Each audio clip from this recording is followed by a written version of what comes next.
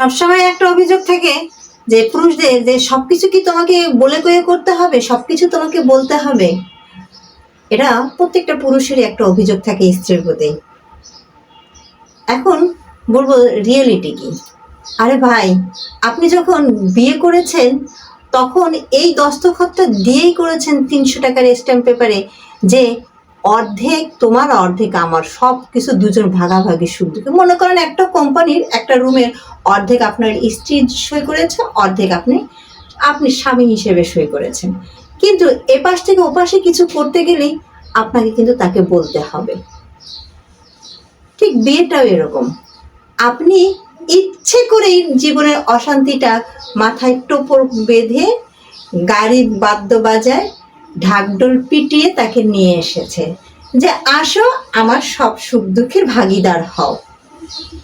সে তো কৈফিয়ত চাইবেই, তাকে বলতে হবে, এটা আপনি বলতে বাধ্য, সেও বলতে বাধ্য। সে সব কিছু হক অধিকার নিয়েই আসছে। আর এটা আপনি নিজে ওই ৩০০ টাকার স্ট্যাম্পে সই করে তাকে দিয়েছেন যে হ্যাঁ তোমার সব কিছুর অধিকার আছে, তুমি কোথায় কি করবে কি না করবে সব কিছু জানার শোনার সব অধিকার আপনি তাকে দিয়ে নিয়ে এসেছেন। সেহেতু অভিযোগ করে তো লাভ নেই।